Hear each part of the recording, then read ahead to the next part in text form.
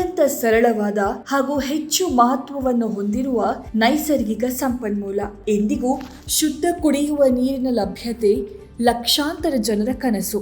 ಈ ಕನಸಿಗೆ ಮತ್ತಷ್ಟು ಬಲ ತುಂಬಿರುವುದು ಜಲ್ ಜೀವನ್ ಮಿಷನ್ ಯೋಜನೆಯ ಕರ್ನಾಟಕ ಸುಸ್ಥಿರ ಗ್ರಾಮೀಣ ನೀರು ಸರಬರಾಜು ಕಾರ್ಯಕ್ರಮ.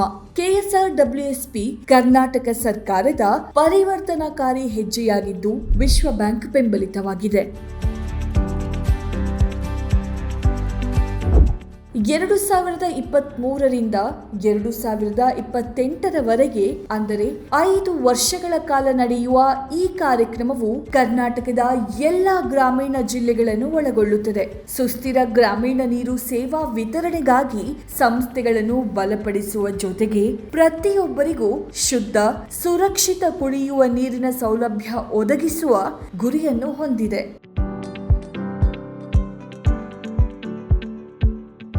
ಈ ಯೋಜನೆಯು ಫಲಿತಾಂಶ ಆಧಾರಿತ ಕಾರ್ಯಕ್ರಮ ಮಾದರಿಯಂತೆ ವಿನ್ಯಾಸಗೊಳಿಸಲ್ಪಟ್ಟಿದ್ದು, ಇದರಡಿಯಲ್ಲಿ ಡಿಸ್ಬರ್ಸ್ಮೆಂಟ್ ಲಿಂಕ್ಡ್ ಇಂಡಿಕೇಟರ್ಸ್ ಆಧಾರದ ಮೇಲೆ ಅನುದಾನ ಬಿಡುಗಡೆ ಮಾಡಲಾಗುತ್ತದೆ.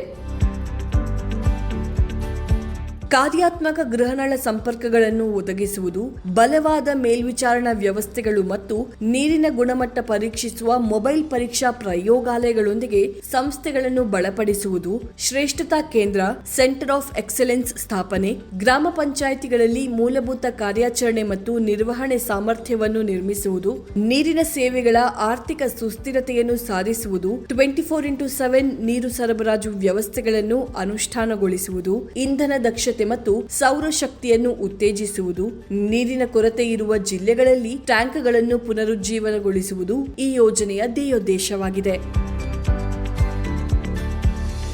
ಆರ್ಥಿಕ ವರ್ಷ 2025-26ರ ಸಮೀಕ್ಷೆಯ ಪ್ರಕಾರ 88 ಲಕ್ಷಕ್ಕೂ ಹೆಚ್ಚಿನ ಮನೆಗಳಿಗೆ ಕಾರ್ಯಾತ್ಮಕ ಗೃಹನಳ ಸಂಪರ್ಕವನ್ನು ಒದಗಿಸಲಾಗಿದೆ. ಇಲಾಖೆಯು ಪ್ರತಿಯೊಬ್ಬರಿಗೂ ಸುರಕ್ಷಿತ ಕುಡಿಯುವ ನೀರು ಒದಗಿಸುವ ತನ್ನ ಉದ್ದೇಶಗಳಿಗೆ ಆಧುನಿಕ ಸ್ಪರ್ಶ ನೀಡಲು ಮುಂದಡಿಯಿಟ್ಟಿದೆ. ಇದಕ್ಕಾಗಿ ಜೀವಜಲ ಸೇವಾ ದರ್ಶಕದಂತಹ ಸುಧಾರಿತ ಮೇಲ್ವಿಚಾರಣಾ ಮೊಬೈಲ್ ಆಪ್ ಡ್ಯಾಶ್ಬೋರ್ಡ್ಗಳನ್ನು ಅಭಿವೃದ್ಧಿ ಪರ ಉಪಯೋಗಕ್ಕಾಗಿ ಚಾಲನೆ ನೀಡಲಾಗಿದೆ. ಹೆಸರು ಸುರೇಶ್ ಕುಮಾರ್ ಪಿ ಅಂತೇಳಿ ಶ್ರೀರಂಗಪಟ್ಟಣ ತಾಲೂಕು ಬಲೇನಹಳ್ಳಿ ಗ್ರಾಮ ಪಂಚಾಯತಿಯಲ್ಲಿ ಪಂಚಾಯತಿ ಅಭಿವೃದ್ಧಿ ಅಧಿಕಾರಿಯಾಗಿ ಸೇವೆ ಸಲ್ಲಿಸ್ತಾ ಇದ್ದೀನಿ. ಕುಳ್ಳುಕುಪ್ಪೆ ಮತ್ತೊಂದು ಚನ್ನಗಿರಿ ಕೊಪ್ಪಲು, ಈ 2 ಗ್ರಾಮಗಳಲ್ಲಿ ಹರ್ ಘರ್ ಜಲ್ ಘೋಷಣೆಯಾಗಿರುತ್ತದೆ. ಸುಗಮವಾಗಿ ಕುಡಿಯುವ ನೀರನ್ನು ಸರಬರಾಜು ಮಾಡಲಾಗ್ತಿದೆ. ಉಳಿದ ಗ್ರಾಮಗಳಲ್ಲಿ ಈ ಯೋಜನೆ ಅಡಿಯಲ್ಲಿ ಕಾಮಗಾರಿಗಳು ಪ್ರಗತಿಯಲ್ಲಿರುತ್ತವೆ. ಗ್ರಾಮ ನೀರು ಮತ್ತು ನೈರ್ಮಲ್ಯ ಸಮಿತಿಯನ್ನು ನಾವು ರಚನೆ ಮಾಡಿಕೊಂಡಿದ್ದೀವಿ. ಸುಗಮ ಕುಡಿಯುವ ನೀರು ಸರಬರಾಜಿನಲ್ಲಿ ವ್ಯತ್ಯಯ ಉಂಟಾದಾಗ ಆ ಬಗ್ಗೆ ಸಾರ್ವಜನಿಕ ದೂರು ದುಮ್ಮಾನಗಳನ್ನು ನಾವು ಸಭೆಯಲ್ಲಿ ಆಲಿಸ್ತೀವಿ. ಈ ಸಭೆಯಲ್ಲಿ ಬರ್ತಕ್ಕಂತಹ ದೂರನ್ನ ಮುಂದಿನ ಸಭೆಯೊಳಗೆ ನಾವು ಅದನ್ನ ಸರಿಪಡಿಸಿ ಅನುಪಾಲನಾ ವರದಿಯನ್ನು ಕೂಡ ಮುಂದಿನ ಸಭೆಯಲ್ಲಿ ನಾವು ಮಂಡಿಸ್ತೀವಿ. ಪಂಚಮಿತ್ರ ಸಹಾಯವಾಣಿ ಮುಖೇನ ಬರ್ತಕ್ಕಂತಹ ದೂರುಗಳನ್ನು ಕೂಡ ನಾವು ಕ್ರಮವಹಿಸಿ ತುರ್ತಾಗಿ ಕ್ರಮ ಕೈಗೊಂಡು ನಮ್ಮ ನೀರುಗಂಟಿಗಳ ಸಹಾಯದಿಂದ ನೀರು ಸರಬರಾಜಿನಲ್ಲಿ ಉಂಟಾಗ್ತಕ್ಕಂಥ ವ್ಯತ್ಯಯವನ್ನು ಸರಿಪಡಿಸಿ ಸುಗಮ ನೀರು ಸರಬರಾಜನ್ನು ಖಾತ್ರಿಪಡಿಸ್ತಾ ಇದ್ದೀವಿ. ಕಾರ್ಯಾಚರಣೆ ಮತ್ತು ನಿರ್ವಹಣೆಯ ಭಾಗವಾಗಿ ನಾವು ಏನು ಸಾರ್ವಜನಿಕರಿಂದ ನೀರಿನ ಶುಲ್ಕವನ್ನು ನಾವು ಪ್ರತ್ಯೇಕ VWSC ಒಂದು ಖಾತೆಯನ್ನು ತೆರೆದಿದ್ದೀವಿ.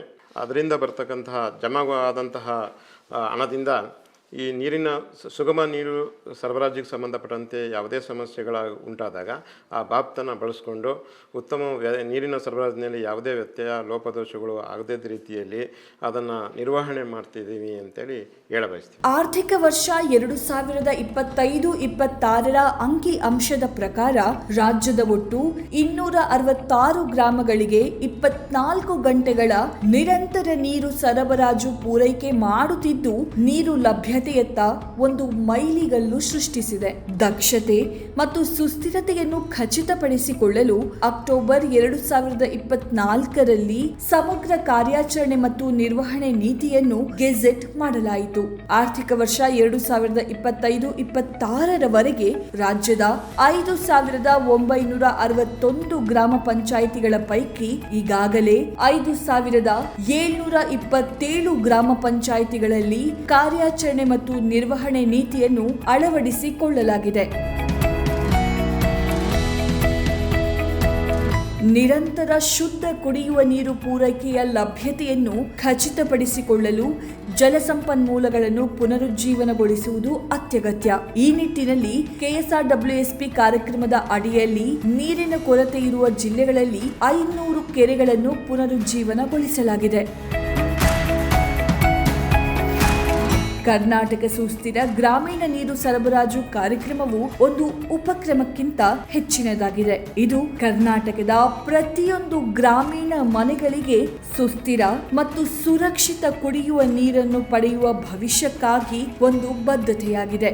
ಒಟ್ಟಾಗಿ ನಾವು ಮುಂದಿನ ಪೀಳಿಗೆಗೆ ಶಾಶ್ವತವಾದ ಪರಿಣಾಮವನ್ನು ಸೃಷ್ಟಿಸುತ್ತಿದ್ದೇವೆ.